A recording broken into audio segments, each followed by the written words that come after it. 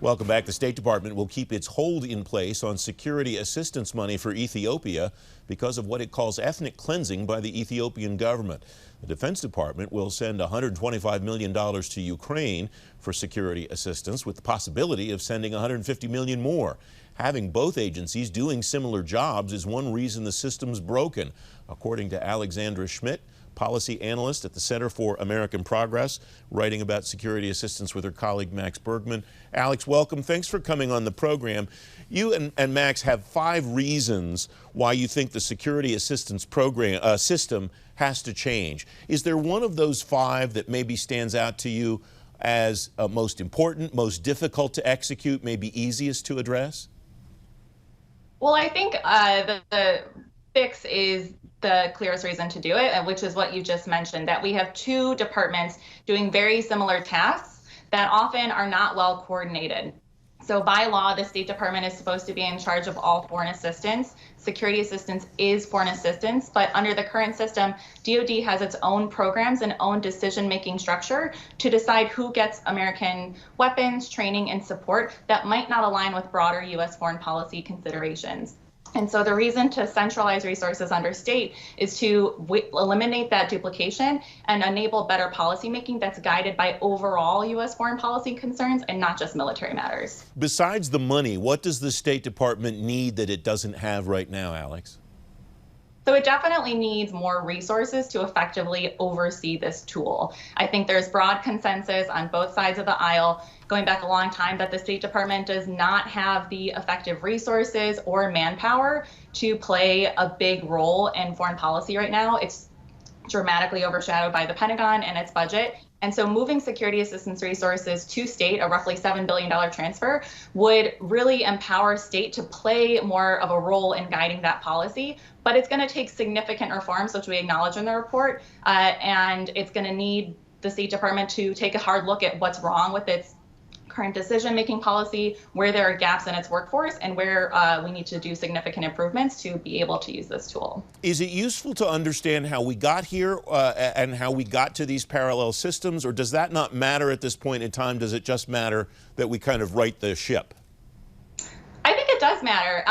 Basically, if you were to sit down 10 years ago and say, this is how we want security assistance to work, you would never come up with a system that has essentially 2 offices and different departments doing very similar things with not a lot of easy coordination. And it's essentially a byproduct of the post 9/11 era, where we had an urgent need to work with partners and their militaries overseas to counter terrorist threats. But because of budget implications in 2011, the Budget Control Act, a long history, the State Department couldn't get the resources.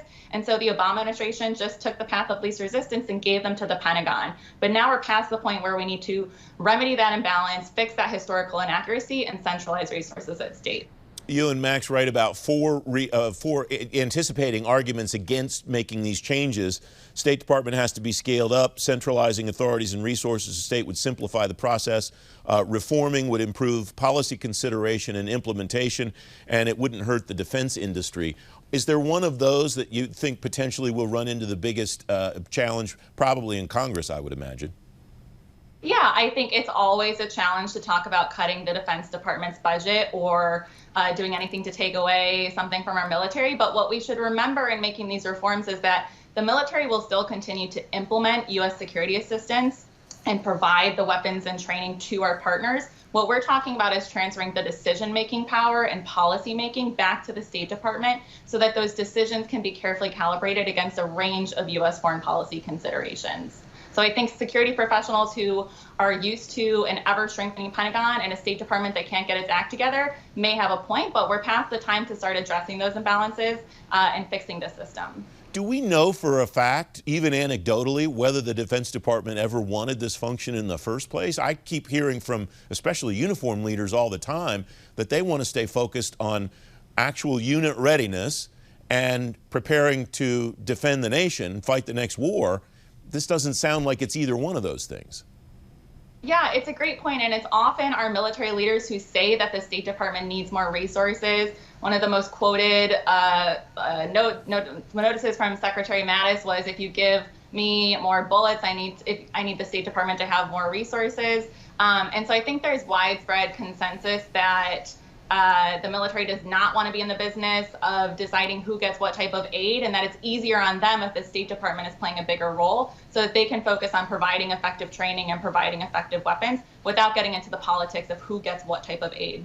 We have a little bit more than a minute left, Alex. Who has to do what to fulfill this vision that you lay out? Is this a Congress thing, or is there something that the State Department, Defense Department can navigate on their own?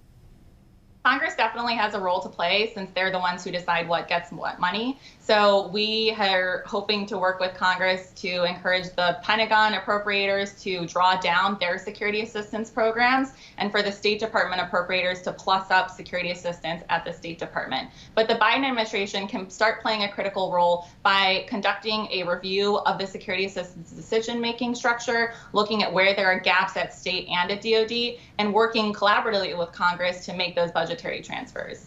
Alex, thanks very much for coming on. I appreciate your time. Thank you for having me.